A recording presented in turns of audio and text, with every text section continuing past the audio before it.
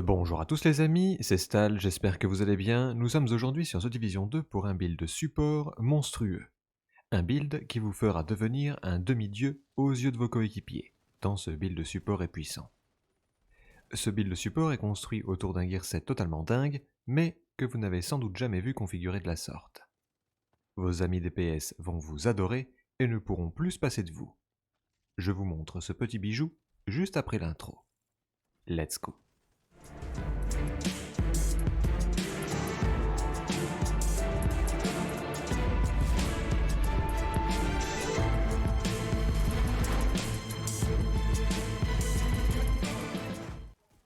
Bon les gorets, content de vous retrouver sur The Division 2 pour ce build support des enfers.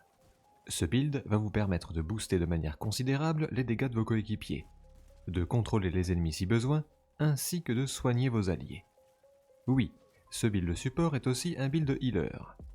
C'est un véritable couteau suisse et croyez-moi, vos amis DPS vont vous supplier de le reproduire. Commençons par l'armement si vous le voulez bien.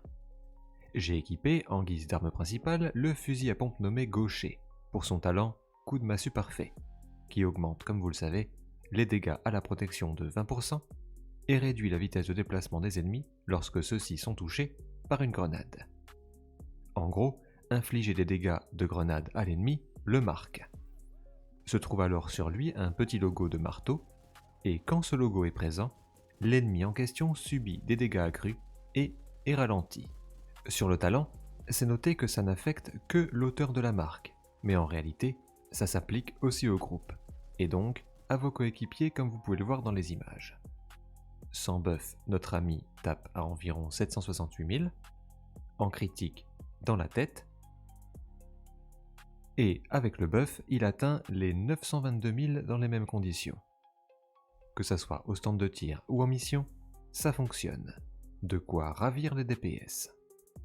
Au niveau de l'arme secondaire, j'ai opté pour un autre shotgun, un exotique cette fois-ci. Vous l'avez reconnu? C'est le Scorpio. Je l'ai choisi pour son talent qui permet, entre autres, d'infliger des effets d'état aux cibles touchées. Et vous allez le voir par la suite, c'est exactement ce dont nous avons besoin pour notre build de support DPS du jour. Concernant l'arme de poing, j'ai choisi le Quick Step pour augmenter ma vitesse de déplacement lorsque je l'ai en main.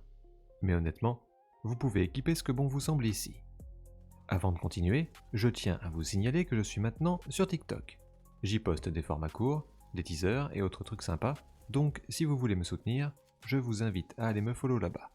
Le lien de mon profil est en description. Bien, enchaînons avec le sac à dos. Vous le voyez, c'est le sac nommé « De près ou de loin » de marque Usina Gatica. Il est totalement jaune et c'est exactement ce que je voulais. Cependant, les dégâts de compétences ne sont pas utiles ici. Préférez plutôt 20% de compétences de réparation. Attention, petite difficulté ici, il vous faudra trouver une pièce parfaite pour recalibrer l'attribut principal en tir de compétences. J'ai choisi ce sac pour le talent Opportunisme Parfait, qui augmente les dégâts subis par l'ennemi, et ce, pour toutes les sources, quand vous touchez un ennemi avec un shotgun, ou un fusil de précision. Dans notre cas, c'est un shotgun, donc c'est parfait. Continuons avec le torse exotique Beacon. Comme vous le savez, ce torse nous booste, nous et nos alliés, donc il colle parfaitement à la vision que l'on se fait d'un build de support DPS sur The Division 2. Ce torse augmente les dégâts critiques de 30%, booste l'efficacité de compétence de 15% et octroie plus 2% de régène d'armure quand un allié se trouve à moins de 10 mètres de vous.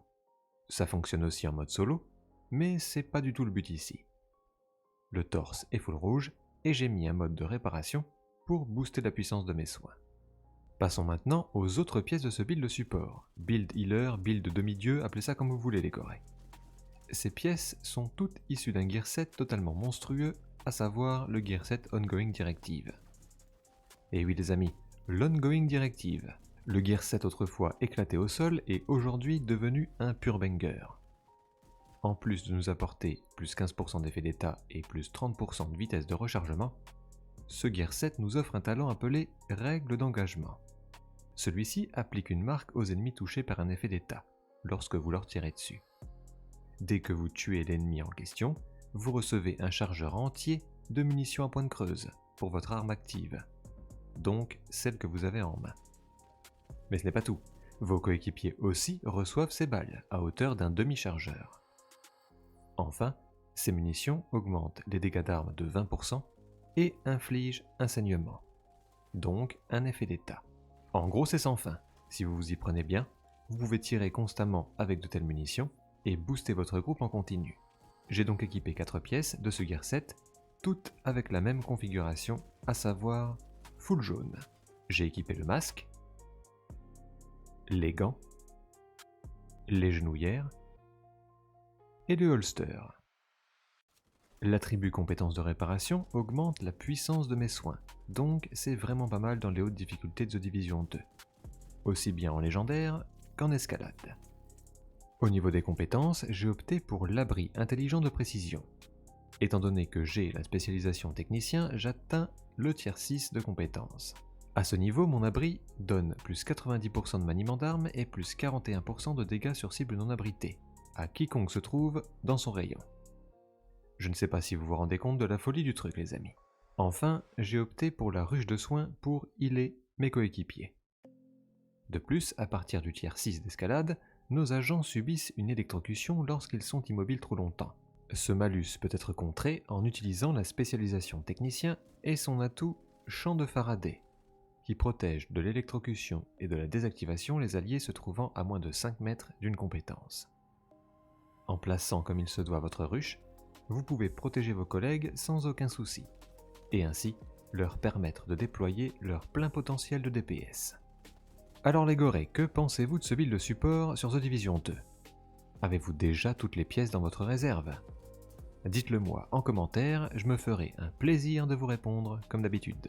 Si vous voulez me soutenir, abonnez-vous, lâchez le like et partagez mon contenu autour de vous.